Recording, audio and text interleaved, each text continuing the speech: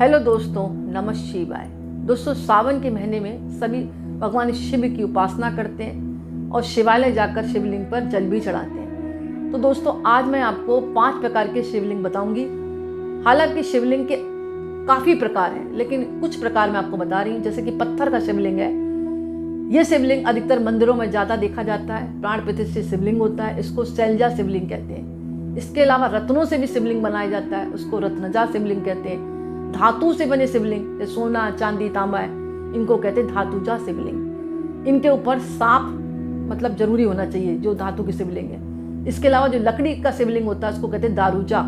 एक मिट्टी का पार्थिव शिवलिंग बनाया जाता है, इसको मृत्तिका शिवलिंग भी कहते हैं, और कहीं कहीं जो है मृदा शिवलिंग भी कहते हैं। इसके अलावा भी और शिवलिंग होते हैं, जैसे पारस शिवलिंग है। इसको घर पर रखकर हम पूजा कर सकते हैं, पर अंगूठे से बड़ा नहीं होना चाहिए। मैंने एक ही बात आपको बताई है। और जो व्यक्ति पारस शिवलिंग को घर पर स्थापित कर कर पूजा करता है, नियमित रूप से उसके जीवन में उन्नति होती है, बाधाएं हटती हैं, रुके हुए मार्ग जो होते हैं वो बनने लगते हैं, और उसके जीवन में सौभाग्य, सुख, समृद्धि बनती है, और भगवान शिव की कृपा और आशीर्वाद उसके ऊपर बना रहता है। इसके अलावा स्फटिक के शिवलिंग को निर्गुण ब्रह्मा कहा गया है। ये जो है घर पर रखने से सभी मनोकामनाएं पूर्ण होती हैं, और विधिवत पूजा करें आप।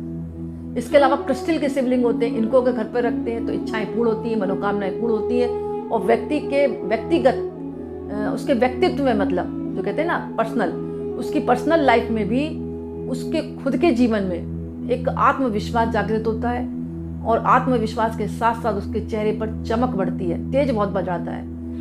मोती की शिवलिंग अधिकतर घर पर रखकर विवाहित महिलाएं पूजा करती हैं, और उनको करना भी चाहिए। इससे जीवन में खुशहाली और सुख, समृद्धि और बरकत बनी रहती है।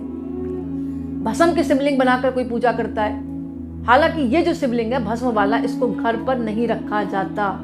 ये अघोरी लोग बनाकर पूजा करते हैं। ये तंत्र मंत्र सिद्ध करने के लिए भस्म का शिवलिंग बनाकर पूजा की जाती है। तो ये सिद्धि के लिए इसको घर पर कदापि बनाकर पूजा ना करें। इसके अलावा फूल, 5 प्रकार के फूल लेकर उसको गूंथ कर आप शिवलिंग बनाते हैं और पूजा करते हैं, तो धन संपत्ति बढ़ती है, कर्ज उतरता है।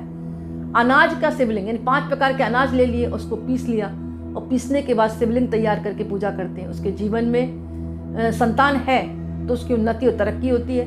संतान के जीवन के अगर कोई कहते हैं ना, संतान के जीवन में कोई बाधाएं आ रही हैं तो वो हट जाती हैं, और संतान की दीर्घायु होती है, और संतान के जीवन में खुशहाली आती है। अगर कोई व्यक्ति 5 प्रकार के अनाज को पिसवा कर शिवलिंग तैयार करके पूजा करता है, और जिसके संतान नहीं है उसके जीवन में संतान की प्राप्ति होती है, उसके घर में किलकारी गूंजती है।